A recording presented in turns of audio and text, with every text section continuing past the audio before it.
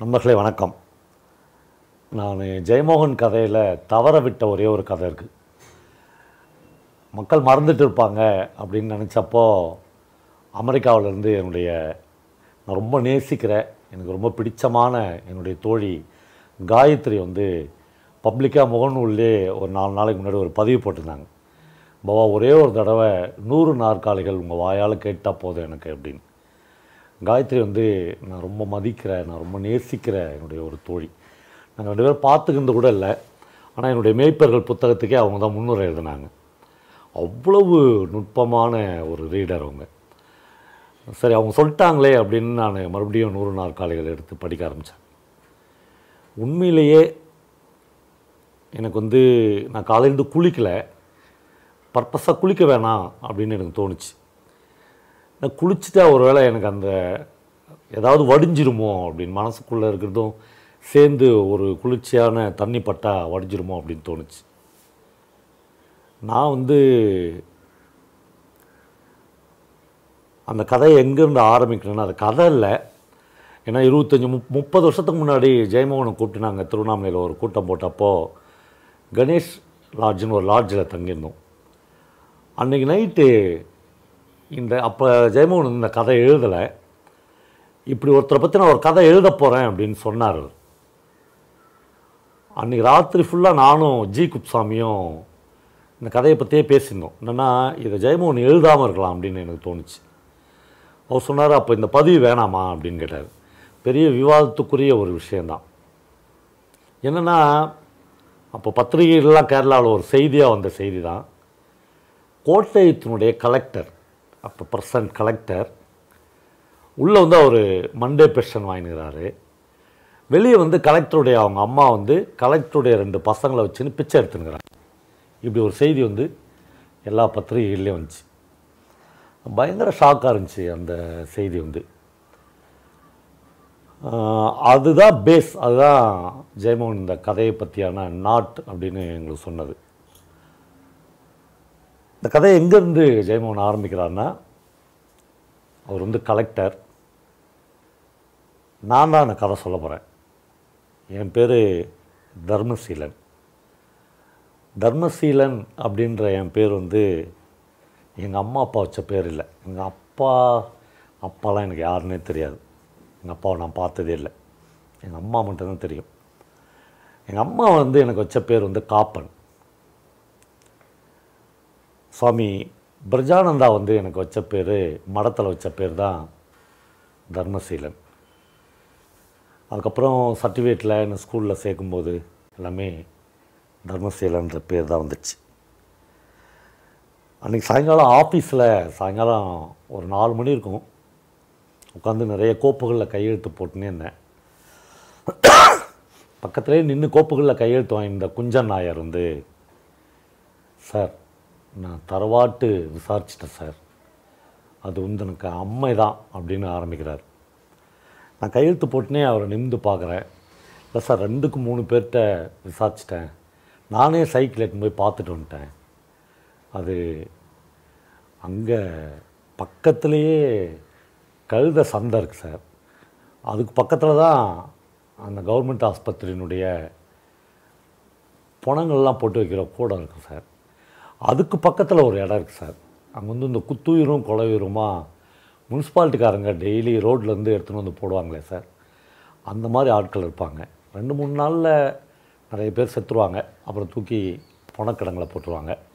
மற்றபடி இழுத்துனே இருக்கும் சார். சாப்பாடு அண்ணன் தண்ணி இல்லை, அங்கேயே மலம், அங்கேயே மூத்திரம், அதிலே புரண்டுன்னு கிடப்பாங்க சார். கிட்டத்தட்ட முனிசிபாலிட்டி பண்ணிங்க கூட இதை விட கொஞ்சம் நல்லா இருக்குது சார். ஸ்டாப் இட், நீ போ அப்படின்னு சொல்கிறேன். நான் கொஞ்சம் நேரத்தில் நான் பயங்கர பதட்டமாயிட்டேன். என்ன பண்ணுறதுனே எனக்கு புரியல. ஆஃபீஸ் விட்டு எழுந்துச்சி ரூமை விட்டு வெளியே வந்தோடனே குஞ்சன் நாயர் என் கூட, சார் நானும் வரட்டுமா அப்படின்ட்டு. வேணாம். இல்லை சார், சார் காரில் போங்க, நான் ஒன்றா சைக்கிளில் பின்னாடி வரட்டுமா? வேணான்னு சொன்னால் கேளுங்க, போய் வேலையை பாருங்கள் சொல்லிட்டு நான் ஆஃபீஸ் விட்டு வெளியே நடக்க ஆரம்பித்தேன். அப்படியே எனக்கு எப்பயுமே என் முதுகுக்கு பின்னாடி நான் வெளியே போகும்போதெல்லாம் 100 கண்கள் முளைக்கிறத நான் பார்த்துருக்கேன். எப்போ தெரியுமா அதை நான் உணர்ந்தேன்? என்றைக்கு நான் வெள்ளை சட்டை போட்டேனோ அன்றைக்கி உணர்ந்தேன். என் முதுகுக்கு பின்னாடி தான் கண்கள்லாம் இருக்குது அப்படின்னு.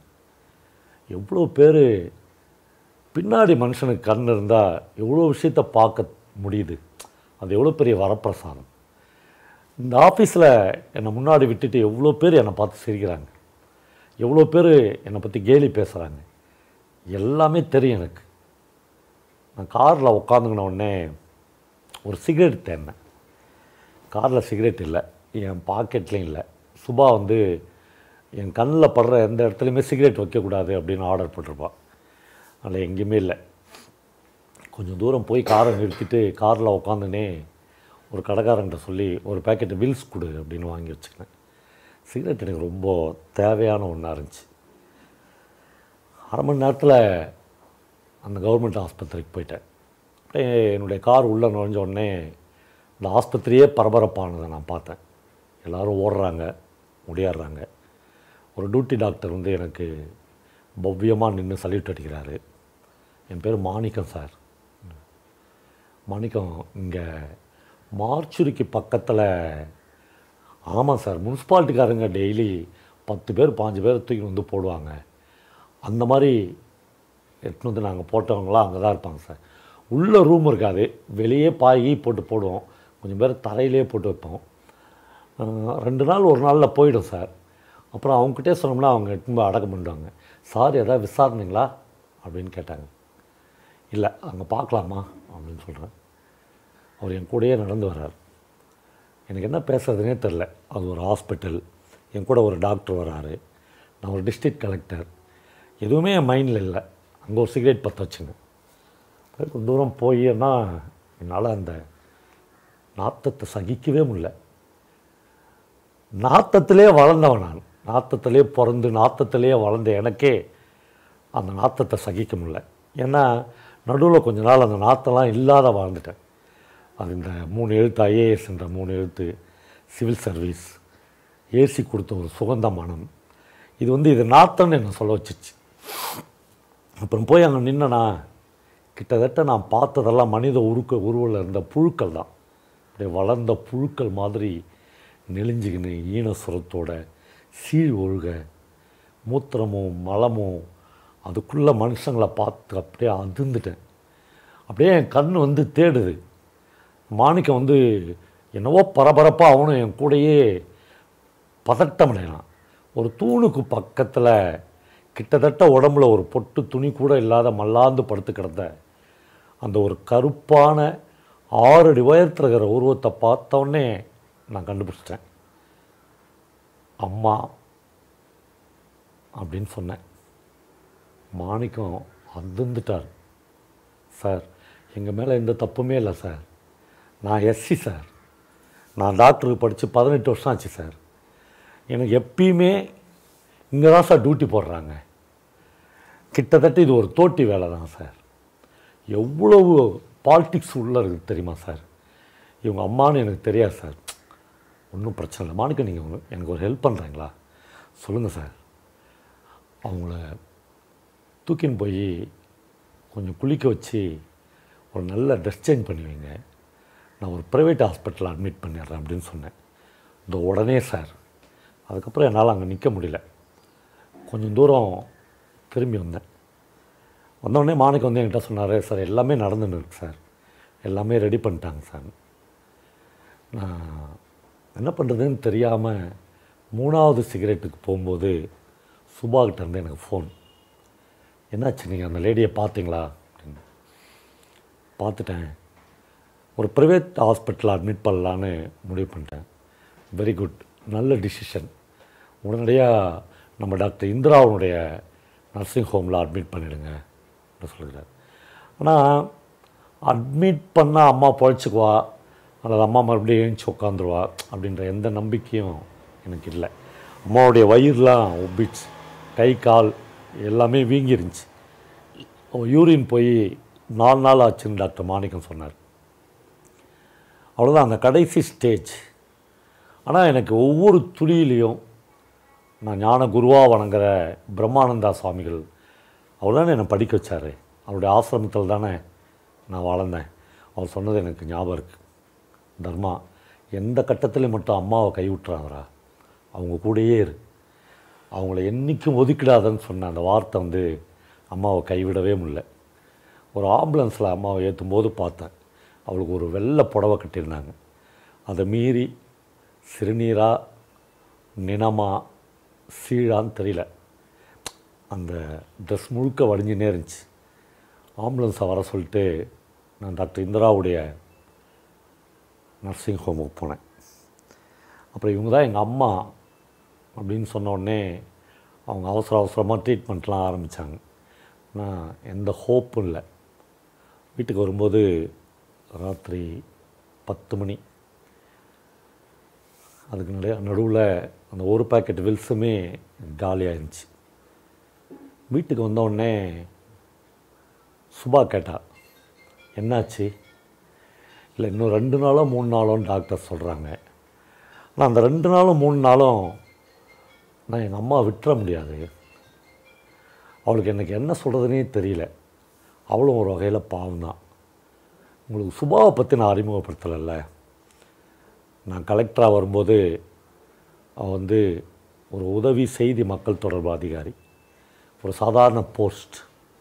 ஆனால் அந்த ஆண்டாண்டு காலமாக இந்த உலகமே எங்கள் தான் அப்படின்னு நம்பிக்கைன்னு ஒரு நம்புகிற ஒரு உயர் ஜாதியிலிருந்து வந்தவன். எனக்கு அப்பயே தெரியும் அப்படின்னு அம்மாவை பற்றி சொல்லும்போது நுனிநாக்கு இங்கிலீஷும் தமிழும் சமஸ்கிருதமும் சேர்ந்து சொல்ல தெரிஞ்சவன்.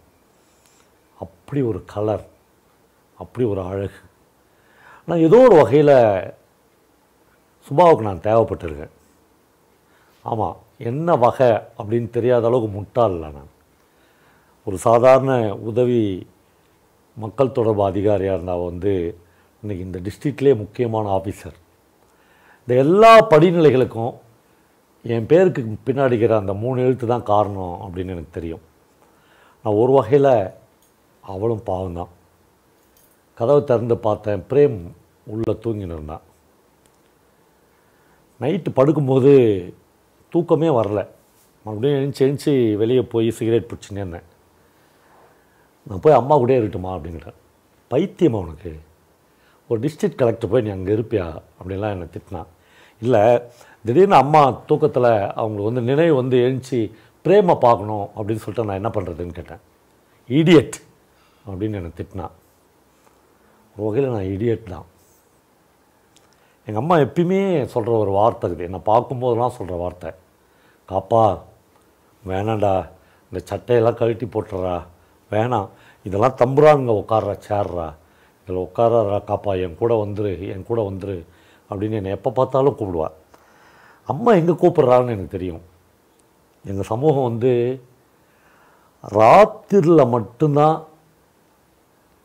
காட்டிலேருந்து புதர்லேருந்து சாக்கடைக்குள்ளேருந்து வெளியே வர முடியும். ராத்திரி முழுக்க நாங்கள் அந்த தெருக்களில் சுற்றி பிச்சை எடுக்கலாம். ராத்திரியில் யார் சார் பிச்சை எடுப்பாங்க? நீங்கள் வீசி எறிஞ்ச அழுகின பழம், நீங்கள் வீசி எறிஞ்ச சாப்பிட முடியாத உணவு, இது எல்லாத்தையும் நாங்கள் சேகரிப்போம். பகலில் யாராவது எங்களை பார்த்துட்டாங்கன்னா அங்கேயே கல்லில் அடித்து சாகடிக்கலாம். எங்கள் கம்யூனிட்டிக்கு பேர் வந்து நாயாடி குறவன் அப்படின்னு சொல்லுவாங்க. எங்களை பற்றியான இன வரலாறுலாம் உண்டு. அதை எழுதினவர் சொல்கிறாரு, திருவிதாங்கூர் சமஸ்தானத்தில் 50,000 பேர் எங்கள் ஆட்கள் இருக்காங்க. நாங்கள் மனுஷ முகத்தையே பார்க்க முடியாது. ஏன்னா யாருன்னா எங்களை எப்போ வேணாலும் கல் அடித்து சாக்கடிக்கலாம், யாரும் கேட்க மாட்டாங்க. சாக்கடைக்கு பக்கத்தில் கொஞ்சம் காஞ்ச பகுதி இருந்தாவே அங்கேயே படுத்து எங்கள் பிள்ளைங்க நாங்கள் எல்லாம் தூங்கிக்குவோம். அங்கேயே படுத்து அங்கேயே புணர்ந்து குழந்தை பெற்றுக்குவோம்.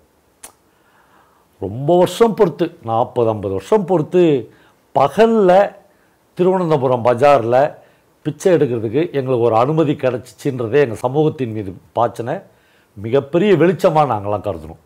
அப்படின்னா நீங்கள் வந்து நாங்கள் எப்படி இருந்திருப்போன்னு பார்த்துங்க. எனக்கு 7 வயசு வரலும் எங்கள் அம்மா வந்து 6 அடி உயரம் இருப்பாங்க. எங்கள் சமூகத்தில் இருக்கிற எல்லா பெண்களுமே அவ்வளோ ஹைட் இருப்பாங்க. கண்ணங்கரேல்னு அப்படியே திம்முன்னு ஒரு மார்பகத்தோடு அம்மா இருப்பாள். கால் சட்டை இல்லாமல், சட்டை இல்லாமல் அப்படியே நிர்வாணமாக அம்மா திருவனந்தபுரம் வீதிகளில் கூட்டின்னு போய் தான் என்னை பிச்சை எடுப்பாள். கிட்டத்தட்ட இந்த உடம்பு முழுக்க பிச்சை சோத்திரம் வளர்ந்த உடம்பு தான். கலெக்டர் உடம்பு, கலெக்டர் ரத்தம் அப்படிலாம் ஒன்றுமே இல்லை. இந்த உடம்பை எனக்கு என்றைக்குமே தோணும், நடுராத்திரியில் இந்த உடம்புல இருக்கிற மொத்த ரத்தத்தையும் வெளியேற்றிட்டு புதுசாக ஏதாவது ஒரு விலங்கோட ரத்தத்தை நம்ம செலுத்திக்கலாமா அப்படின்னு தோணும். உடம்பு முழுக்க பிச்சைக்கார ரத்தம் தான், பிச்சை சோறு தின்னு வளர்ந்த ரத்தம் தான். சுபா கேட்குற, ஐடியட் மாதிரி பேசாத, குழந்தைய பார்க்கணுன்னா நான் கூட்டின்னு போய் காமிச்சிட முடியுமா, எப்படி வாழறதுனே தெரியல உங்க கூட சொல்கிறேன். அவளுக்கு இன்றைக்கி நான் தேவைப்படல, நான் அவள் வேண்டிய அந்தஸ்து அவள் அடைஞ்சிட்டாள். அந்த இரவு என்னால் தாங்க முடியாததாக இருந்துச்சு. இப்போ எனக்கு ஞாபகம் வருது, நான் சிவில் சர்வீஸ்க்கு எழுதுறதுக்கு முன்னாடி, சரி ஒரு நாயாடி சமூகத்தில் பிறந்து நீ எப்படி இவ்வளோ படித்த, அதான் யாரோ ஒருத்தர் என்னை கூட்டின்னு போய் பிரம்மானந்தா சாமிகள் முன்னாடி விட்டார். அந்த திருவனந்தபுரத்துடைய ஒரு ஆத்தங்கரையில் அவருடைய ஆசிரமம் இருக்கும். சின்ன பையனாக எங்கள் அம்மாவோடு நான் அங்கே போய் நிற்கும்போது அவர் அந்த ஆத்தங்கரையில் நிறைய பசங்களை என்ன மாதிரி கரையில் இருக்கிற பசங்களாம் குளிக்க வச்சுருந்தார். என்னை கூட்டின்னு போனவுடனே அவர் எதுவுமே கேட்கல, என்னை தூக்கி முதல் முறையாக ஆற்றுல போட்டார். ஒரு மனுஷனுடைய இன்னொரு வேற்று ஆளுடைய கை முதல் எனக்கு அங்கே தான் பட்டுச்சு. அவர் என் தலையை தேய்ச்சி என்னை குளிக்க வச்சார். நான் என்னை உற்றுன்னு அந்த ஆத்தங்கரையிலேருந்து ஓடினதெல்லாம் ஞாபகம் இருக்குது. அதுக்கப்புறம் பல முறை அந்த ஆசிரமத்துலேருந்து எங்கள் அம்மா என்னை தரன்னு வெளியே இழுத்து போய்கிறாள். ஒரே ஒரு இடம் தான் எனக்கு எங்கள் அம்மாவுக்கு அந்த ஆசிரமத்தில் ரொம்ப பிடிச்ச இடம். அது என்னென்னா, இலை போட்டு அவங்க சோறு போடுவாங்க. சோறு போடுன்னு எங்கள் அம்மா கதறது எனக்கு கேட்டுனே இருக்கும். இந்த சோறு மட்டும்தான் எங்களுக்கு வாழ்க்கை, இது எதுவுமே கிடையாது.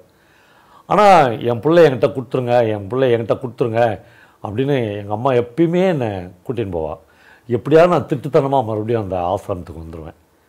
அப்புறம் ஒரு கட்டத்தில் நான் காணாதவே போயிட்டேன். ஏன்னா பிரம்மானந்தாவது தான் அந்த ஆசிரமனாலும் அவருடைய சிஷியன் போதானந்தா தான் எங்களெல்லாம் பார்த்துக்கினார். அவர் எங்கள் அம்மாவுடைய தொந்தரவு ரொம்ப அதிகமாகுதுன்னு என்னை பாலக்காட்டில் இருந்து அவங்களுடைய இன்னொரு ஆசிரமத்துக்கு அனுப்பிச்சிட்டார். அங்கே தான் நான் படித்தேன். படிப்புன்னா நாங்கள் இருக்கிற ஒரு ஆதிவாசிகளுக்கான உண்டு உறைவிடை பள்ளியில் சேர்த்து படிக்க வச்சாங்க.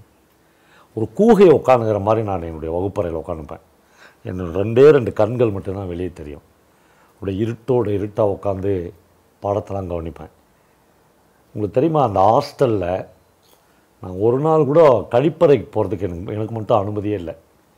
நான் ரயில் ரோட்டுக்காக நான் மட்டும் தனியாக போயிட்டு வருவேன். நடுராத்தில் எனக்கு ஒன்றுக்கு வருதுன்னா கூட எழுந்துச்சி நான் வெளியே தான் போக முடியும்.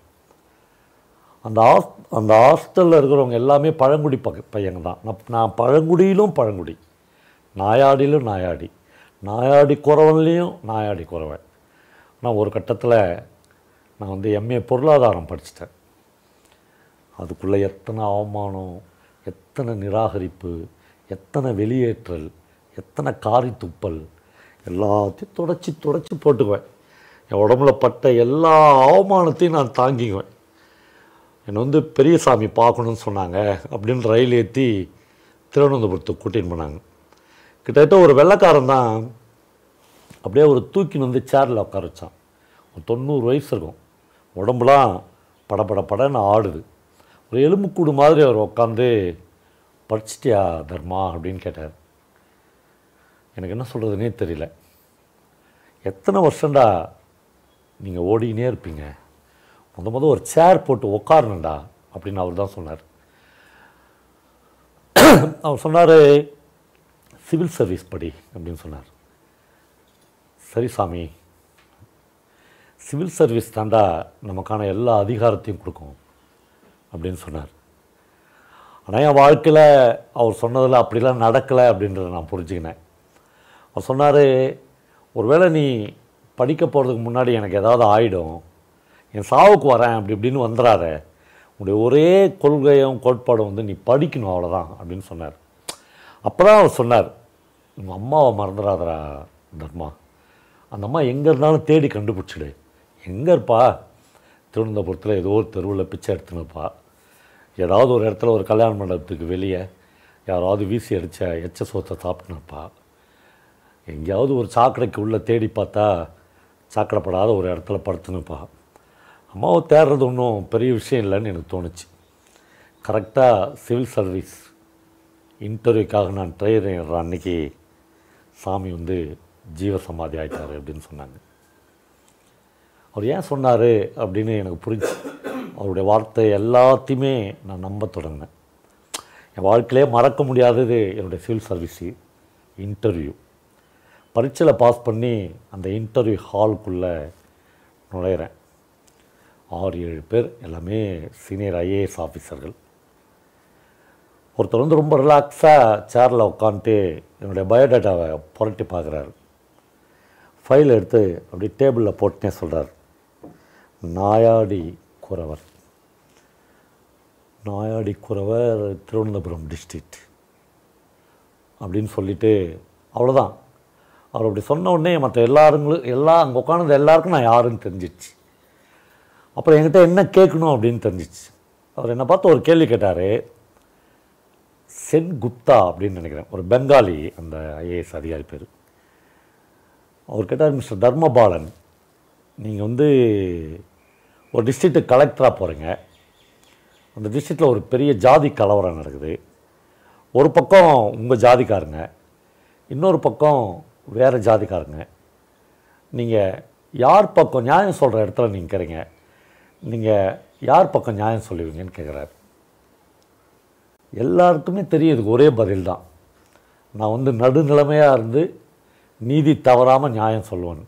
என்னவோ எனக்கு ஒரு திமிரு அல்லது பல வருஷங்களாக அழுத்தி வைக்கப்பட்டிருந்த அந்த அடங்காமை எல்லாம் பீறிட்டு வந்துச்சு. நான் சொன்னேன், என் ஜாதி பக்கம் தான் சார் நான் தீர்ப்பு சொல்லுவேன்னு சொன்னேன். அவங்க எல்லாருமே அதிர்ச்சி ஆகிட்டாங்க. ஒரு நாயாடி கூட நீங்கள் உலகத்தில் இருக்கிற வேறு எந்த ஜாதியும் இன்னொரு தராசில் வைக்க முடியாது சார் அப்படின்னு சொன்னேன். எல்லாருமே அதிர்ச்சி அடைஞ்சிட்டாங்க. கொலை நடந்துடுது, அப்போ நீங்கள் யார் பக்கம் இருப்பீங்க அப்படின்னு கேட்குறாங்க. கொலை நடந்தால் கூட நான் ஒரு நாயாடி பக்கம் தான் சார் இருப்பேன், ஏன்னா அவனுக்கு அதுக்கான எல்லா நியாயமும் இருக்குது சார் அப்படின்னு சொன்னேன். எனக்கு தெரியும் இந்த ஐஏஎஸ் செலெக்ஷனில் நான் செலெக்ஷன் ஆக மாட்டேன். என்னுடைய தேர்வு இதோடு முடிஞ்சிடுச்சு. ரொம்ப டயர்டாக எழுந்துச்சி ஒரு சிறுநீர் கழிக்கணும்னு தோணுச்சு.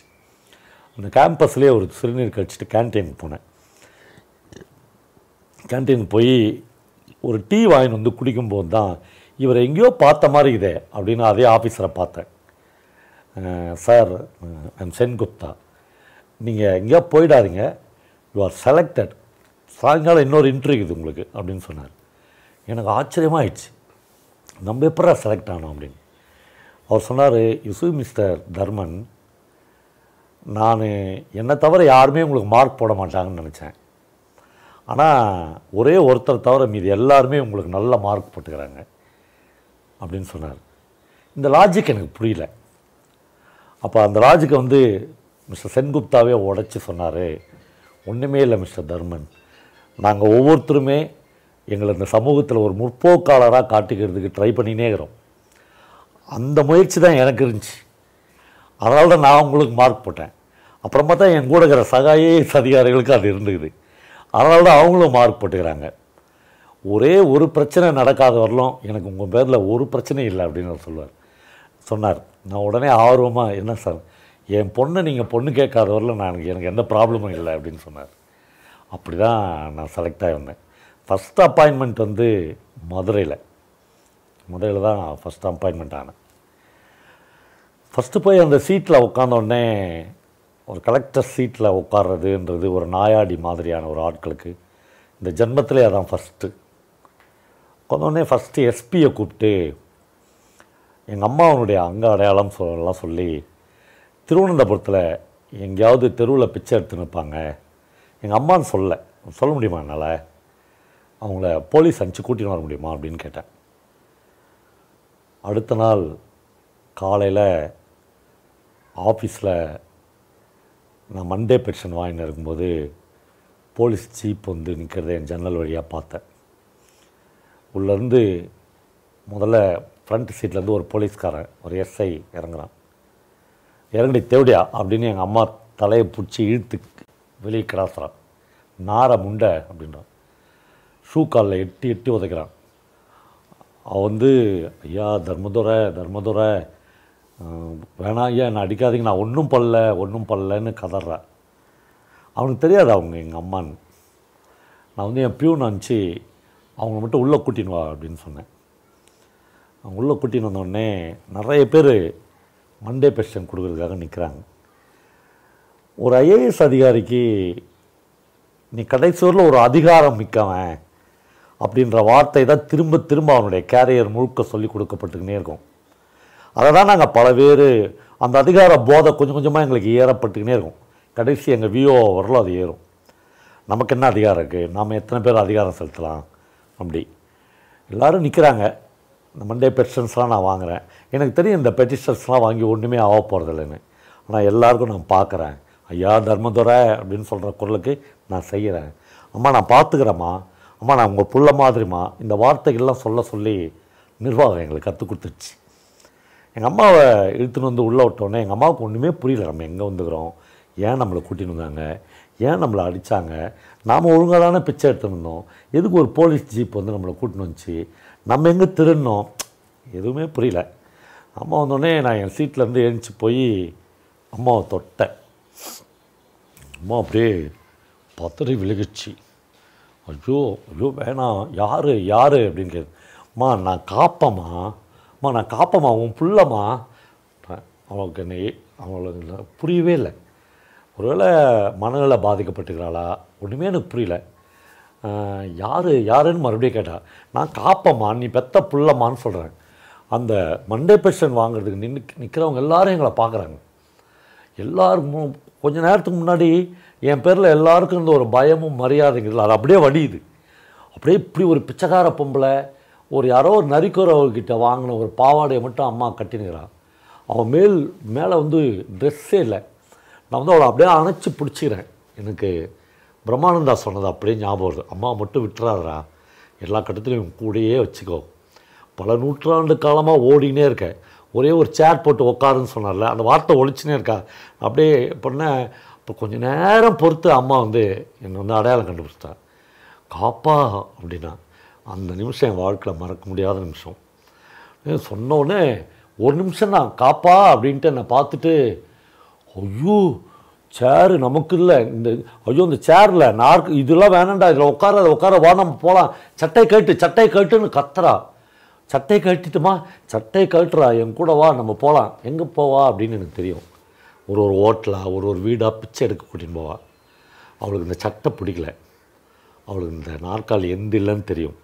இவங்கெல்லாம் சேர்ந்து உன்னை கொன்னுடுவாங்கடா, இவங்கெல்லாம் சேர்ந்து உன்னை சாவடிச்சிடுவாங்கடா, நாம் இந்த சேரில் உட்காரக்கூடாது, வந்துருன்னு கத்தி கதறா. அம்மாவை ஒரு ரூமில் கொண்டு போய் வைக்க சொல்லிட்டு மறுபடியும் நான் வந்து சேரில் உட்காரும்போது அந்த பல பேருடைய கண்களை பார்த்தேன். எல்லார் கண்களுக்கும் நான் ஒரு அற்ப புழுவாக, நான் இலக்காரமிக்க ஒரு ஆட்களாக 2-3 பேர் பென்ஷன் கொடுக்காதவே திரும்பி போகிறதெல்லாம் பார்த்தேன். இவன் அம்மாவே இப்படி வச்சுருக்கிறான், நமக்கு போய் இவனால் என்ன ஆகிட போகுது அப்படின்னு போனாங்கன்னு நினைக்கிறேன். இப்படி என் வாழ்க்கை முழுக்க, என் கேரியர் முழுக்க பல இடங்கள் எங்கள் அம்மாவுடைய தருணங்கள் எனக்கு இருந்துனே இருக்குது. ரொம்ப முடியல, ரொம்ப நேரம் நான் பேசினுக்கிறேன். நானும் ஒரு சிகரெட் பிடிக்கணும். மறுபடியும் ஒரு சிகரெட் பிடிச்சிட்டு என்னுடைய நினைவுகளை மீட்டெடுக்க முடியுமான்னு பார்க்குறேன். இப்படி தான் இந்த ஒரு வாரமாக பேக்கெட்டாக சிகரெட்டு, கிட்டத்தட்ட ஆஃபீஸ்க்கே போகிறதில்ல, யாரையும் பார்க்கவே பிடிக்கல. காரு ஸ்டேரிங்கை எடுத்தால் கையெல்லாம் உதறுது, பிரேக்கில் கால் வச்சா கார் எங்கேயோ வழுக்கின்னு போய் நிற்குது. எங்கேயாவது மழை, எங்கேயாவது கொஞ்சம் தண்ணி, அல்லது பாத்ரூமில் மொத்த ட்ரெஸ்ஸையும் ரிமூவ் பண்ணிவிட்டு ஷவரில் எவ்வளோ நேரம் நிற்பனே எனக்கு தெரியாது. எப்படியாச்சும் இந்த உள்ளே ஊறுற அமிலம்லாம் கரைஞ்சிடாதா அப்படின்னு நினைப்பேன். நடுவில் ஒரு நாளும் அம்மா இருக்கிற அந்த நர்சிங் ஹோமுக்கு போயிட்டு வருவேன். ஒரு சின்ன டெவலப்மெண்ட் கூட கிடையாது. ஒரு டயாலிசிஸ் பண்ணி பார்க்கலாம் சார் அப்படின்னு டாக்டர் இந்திரா சொன்னாங்க. எதை ஒன்றா செய்யுங்க அப்படின்னு சொன்னேன். எல்லா நம்பிக்கையும் போயிடுச்சு. கிட்டத்தட்ட அம்மா வந்து ஒரு செத்த பணம்தான். நான் நடுவில் அம்மா தப்பிச்சு போகிறதும், நான் போய் அவங்கள மீட்டுன்னு வர்றதுக்கான முயற்சிகளை பண்ணுறதும் தொடர்ந்துனே தான் இருந்துச்சு. எனக்கு என்னமோ பிரம்மானந்தா சொன்ன அந்த வார்த்தைகள்லேருந்து மீளவே முடியல. அது வெறும் சொல் அப்படின்னு எனக்கு தோணலை.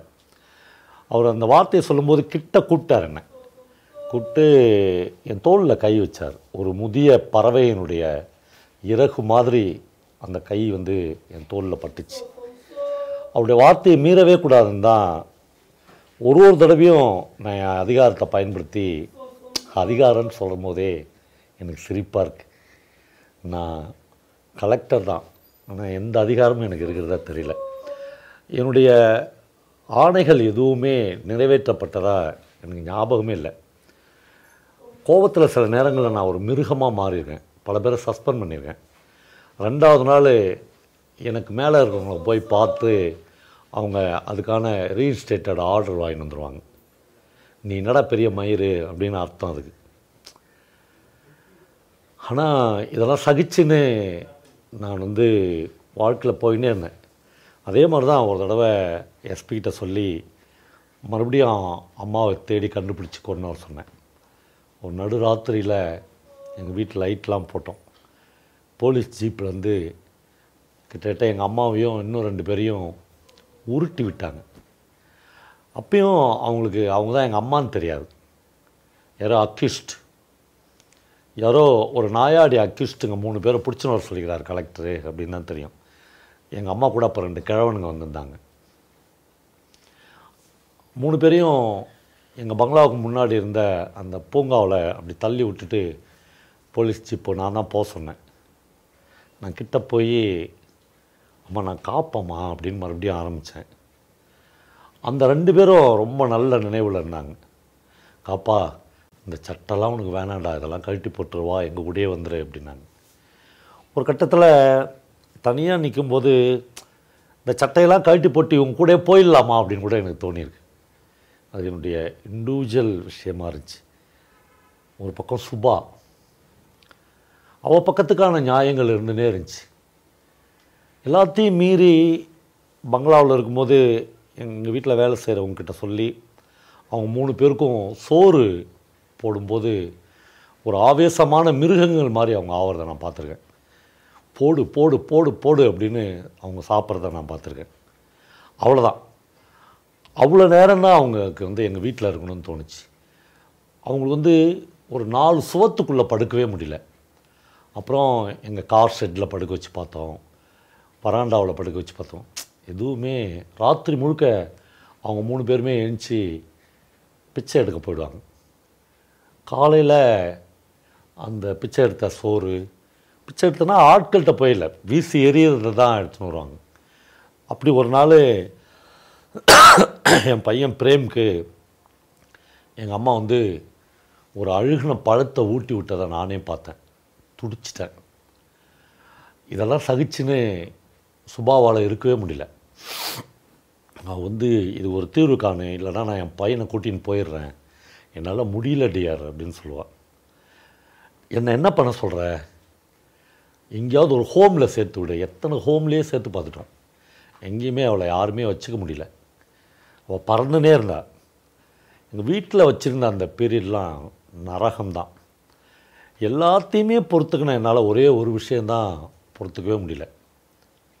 ஒரு நாள் திடீர்னு என் பையன் பிரேம் காணாத போயிட்டான். அப்புறம் எஸ்பிகிட்ட சொல்லி 4 மணி நேரம் தேடி எங்கள் அம்மா கூட ஒரு கல்யாண மண்டபத்துக்கு வெளியில் வீசி அடிக்கப்பட்ட பழைய சாப்பாட்டு குவியல்லேருந்து அவங்க 2 பேரும் மீட்டு எடுத்துகிட்டு வந்தாங்க. பையனுக்கு அவள் பழைய சோத்தெல்லாம் எடுத்து ஊட்டி விட்டுக்கிறாள். சுபாவெல்லாம் என்னால் கட்டுப்படுத்தவே முடியல. அவர் ஆவேசம் வந்த விலங்க மாதிரி ஆகிட்டான். ஒரு தடவையும் சுபாவை பார்க்கும்போது எங்கள் அம்மாவுக்கு அந்த வெறுப்பு கூடினே போச்சு. சுட்ட கிழங்கு மாதிரி வெள்ளை வெளியேறுனுட்டா, என் புள்ள சோத்தில் தாண்டி நீ வாழற அப்படின்னு திட்டுவா. இதெல்லாம் ரொம்ப நாகரிகமாக நான் சொல்கிறது. பல தடவை எங்கள் அம்மா வந்து புடவையை தூக்கி அவருடைய பெண்ணுறுப்பை என் மனைவி முன்னாடி காமிச்சு வாடி என் புள்ள அப்படின்லாம் சொல்லும்போதெல்லாம் இதெல்லாம் என்ன பண்ணுறதுனே எனக்கு தெரியாது. மறுபடியும் அந்த சாந்தமான கைகள் ஒரு முதிய பறவையினுடைய சிறகு மாதிரி என் மேலே என் தோலை அழுத்தந்து தான் எனக்கு ஞாபகம் வரும். அந்த சமயத்தில் பிரேம் வந்து ரொம்ப உடம்பு சரியில்லாத ஆகிட்டான். மதுரையில் மீனாட்சி மிஷன் ஹாஸ்பிட்டலில் தான் அவனை 10 நாள் அட்மிட் பண்ணியிருந்தோம். பல நேரங்களில் அவன் சாவை தொட்டுட்டு தான் வந்தான். வாமிட் வந்து அவனுக்கு குறையவே இல்லை. அப்போ தான் எனக்கு ஒரு விஷயம் தோணுச்சு. இதே பிச்சை சோத்தை தின்னு தான் நான் வளர்ந்தேன்.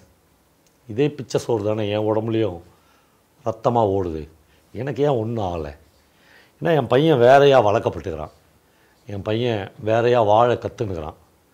அந்த இன்சிடெண்ட்டுக்கு பிறகு தான் போலீஸ் ஜீப்பில் வந்து அவங்கள இறக்கும்போது நானே எங்கள் அம்மாவை எட்டி உதைக்கிற ஒரு இடம் வச்சு ஓடுறி அப்படின்னு எட்டி வச்சேன்.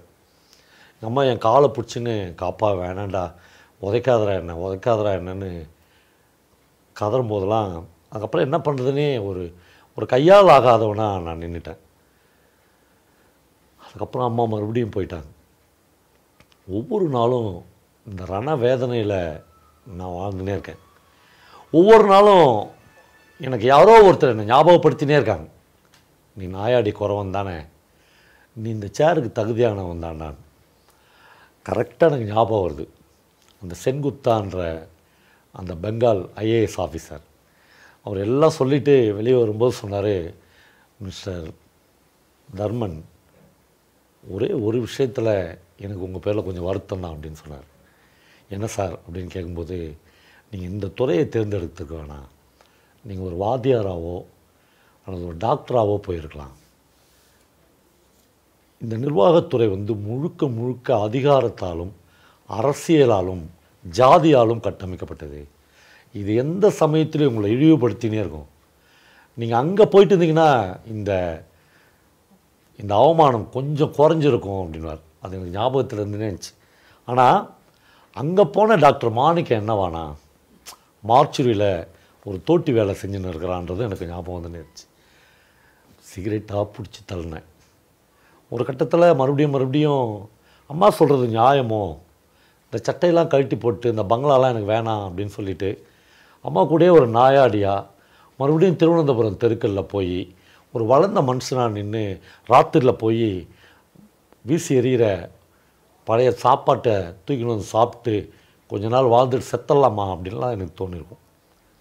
எவ்வளோ அவமானங்களோட ஒரு மனுஷன் வாழ நேர்ந்துருக்குது. இதோ அம்மாவை பார்க்க தான் போயின்னு இருக்கேன்.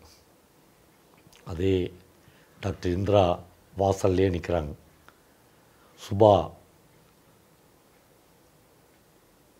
டாக்டர் அம்மா கூட நிற்கிறா.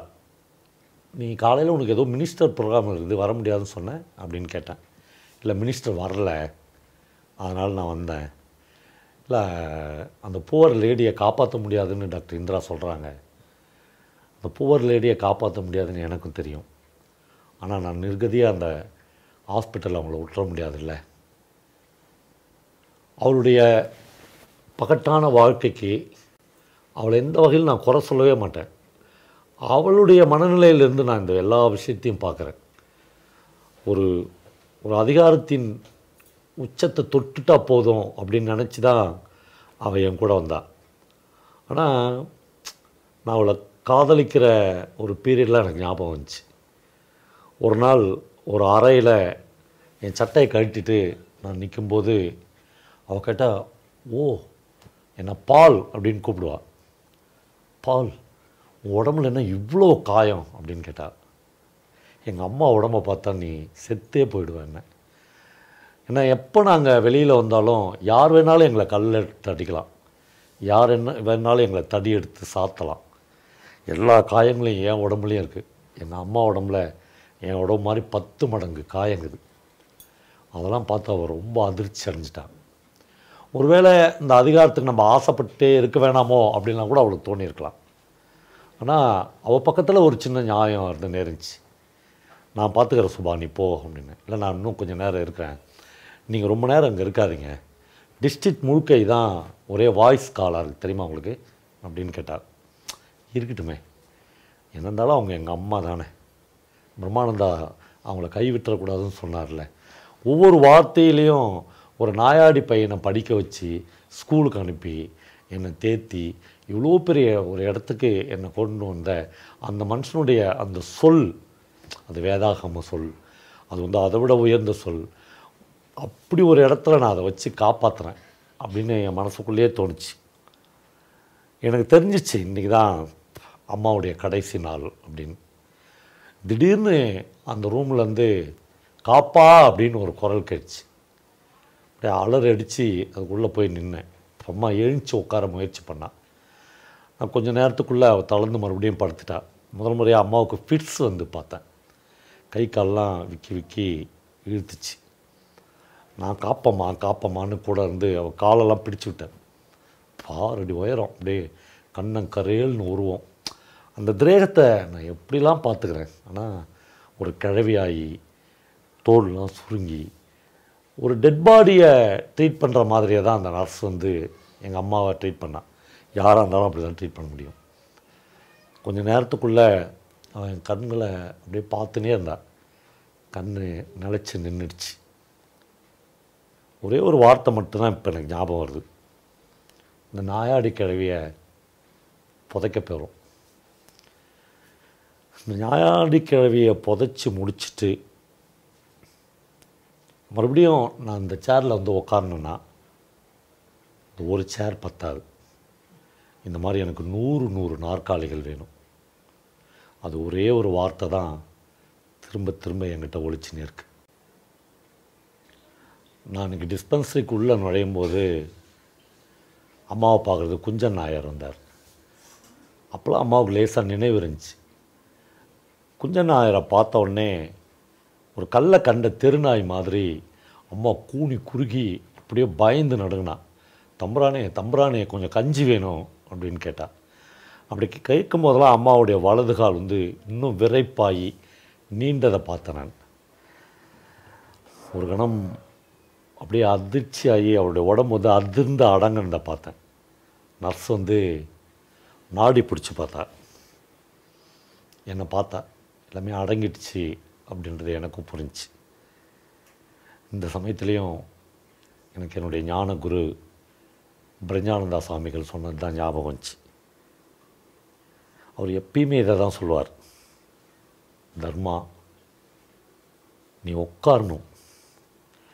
இந்த பிச்சைக்கார கிழவியை புதைத்து இவளது இதயம் அதன் அத்தனை தாபங்களுடனும் மக்கி மண்ணாக வேண்டுமென்றால் எனக்கு இன்னும் 100 நாற்காலிகள் வேண்டும்.